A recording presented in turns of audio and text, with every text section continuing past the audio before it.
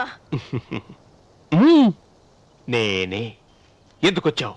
నువ్వు మా నాన్నని చెప్పిన రాక్షసుడివి అంటావు. వెంటనే వెళ్ళకపోతే నిన్ను చంపేస్తాను అంటావు కదమ్మా.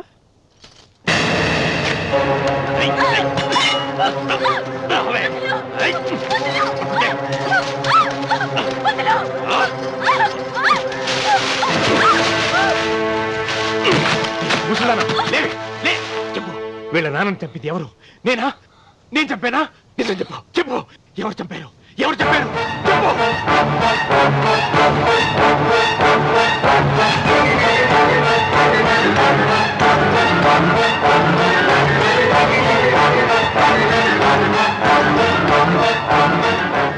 ఎన్నాళ్ళు ఈ నిజం ఎందుకు చెప్పలేదు? నీ ప్రాణం కాపాడడానికి. నీకు నిజం తెలిస్తే నిన్ను చంపేస్తాడేమోనని భయంతో నీకు చెప్పుండదు. పాపానికి ప్రాయశ్చిత్తం కావాలమ్మా. దానికి మార్గం నేను చెప్తాను. మనం ప్రతీకారం తీర్చుకోవాలి. నీకు రఘు దక్కేలా నేను చేస్తాను. నీ తండ్రి చావుకి పగ తీరేలా చేస్తాను. ఆలోచించు.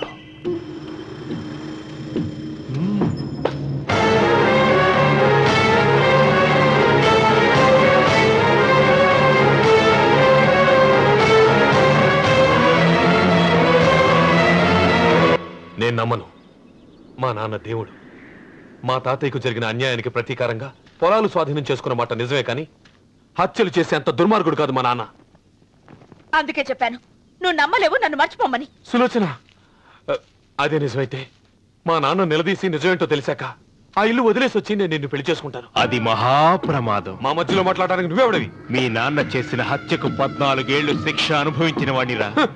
నీకు నా మీద జాలి రావాలి కానీ కోపం వస్తుందేంట్రా? మీ నాన్న మనస్తత్వం నాకు బాగా తెలుసు. నువ్వు నాగసులోచన ప్రేమించుకున్నారని తెలిసిన వెంటనే వీళ్ళిద్దరినీ చంపేసి వీళ్ల పొలంలోనే పాతి పెడతాడు. నా మాట విను, ఇంకేం ఆలోచించుకో. నా మాట విను. అన్నయ్య నమస్కారం. వీధి గుమ్మం వైపుకైతే నువ్వు రావని పెరటి గుమ్మం వైపుకు నేనే తీసుకుని వచ్చాను. మీ నాన్న ఇచ్చే ముష్టి డబ్బుతో బ్రతికి నా